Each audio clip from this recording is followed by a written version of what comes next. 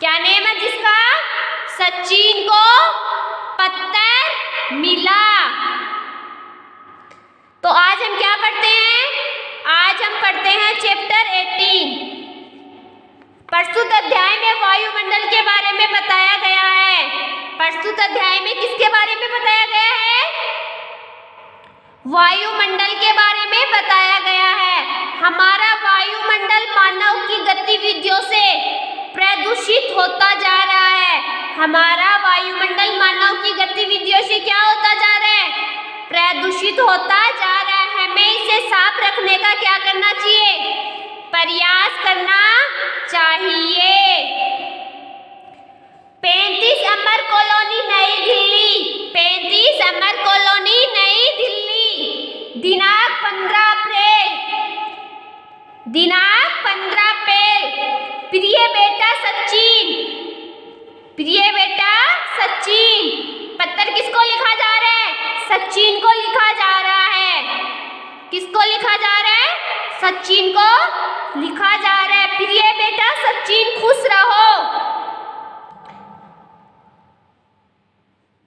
तुम्हारा पत्र मिला। तुमने पूछा था कि गर्मियों में ठंडे पानी के गिलास के बाहर जल की बूंदें क्यों आ जाती है। तुम्हारा पत्र मिला। तो ये पहले सचिन इनको पत्र भेजता है, फिर वो ये वापस क्या करते हैं? सचिन को पत्र भेजते हैं। प्रिय बेटा सचिन, खुश रहो। तुम्हारा पत्र मिला। तुमने पूछा था कि गर्मियों में ठंडे पानी के गिलास के बाहर जल की बूंदें क्यों आ जाती है। मैं तुम्हें इसका कारण बताता हूँ। हमारे चारों ओर वायु का घेरा है। हमारे चारों ओर क्या है? हमारे चारों ओर वायु का घेरा है। यह वायुमंडल कहलाता है। यह क्या कहलाता है? यह वायुमंडल कहलाता है। इस वायु में पानी वाष्प के रूप में सदा रहता है। इस वायु में पानी वाष्प के रूप में सदा रहता है। जब जल की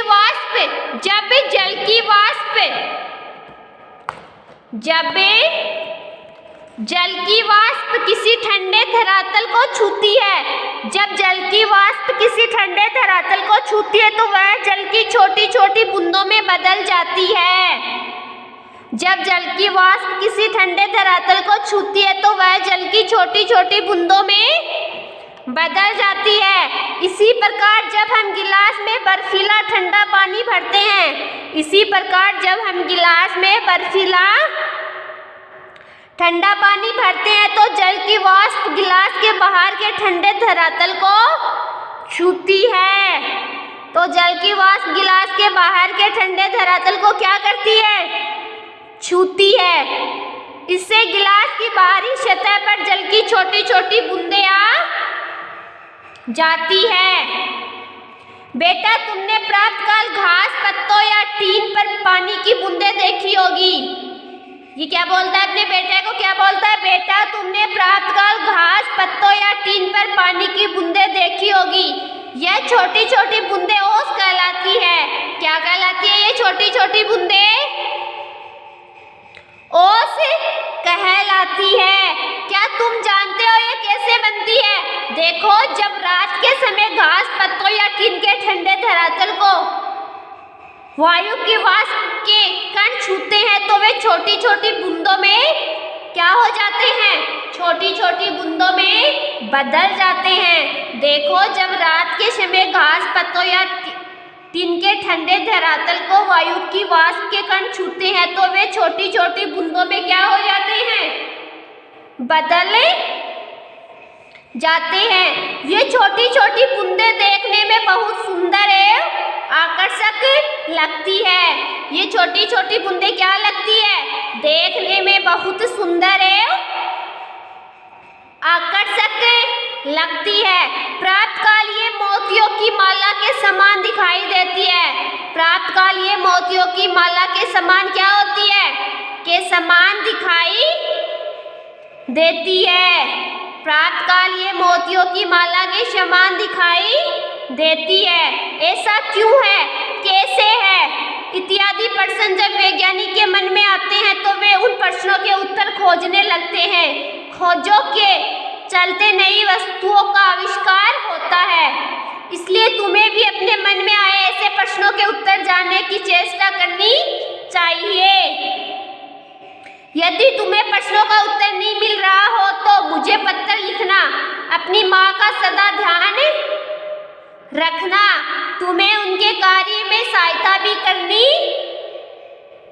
चाहिए। तुम्हारा पिता श्रीधर, तो ये क्या कर रहे हैं? श्रीधर अपने बेटे को पत्र लिख रहे हैं। किसके बारे में बता रहे हैं इसको? वायुमंडल के बारे में इस पत्र में बता रहे हैं। हमें अपने पर्यावरण की क्या करनी चाहिए? हमें अपने पर्यावरण की रक्षा करनी चाहिए। क्या करनी चाहिए? रक्षा करनी चाहिए। ओके, तो इस पत्र के माध्यम से ये अपने पिता अपने बेटे को समझा रहे हैं। ये अपने बेटे को क्या लिख रहे हैं? पत्र लिख रहे हैं। तो आपको क्या करना है? आपको इस चैप्टर को अच्छे से पढ़ना है और अच्छे से इसको समझना है। प्रस्तुत अध्याय में वायुमंडल के बारे में बताया गया है। किसके बारे में? वायुमंडल के बारे में। हमारा वायुमंडल मानव की गतिविधियों से प्रदूषित होता जा रहा है। मानव की गतिविधियों से क्या होता जा रहा है? मानव की गतिविधियों से प्रदूषित होता जा रहा है। हमें इसे क्या रखना चाहिए? हमें इसे साफ रखने का प्रयास करना चाहिए। हमें अपने वायुमंडल को क्या रखना चाहिए? हमें अपने वायुमंडल को साफ रखना चाहिए। ओके बच्चों, आज के लिए इतना ही काफ़ी है। कल हम पढ़ेंगे next topic. Okay, thank you बच्चों।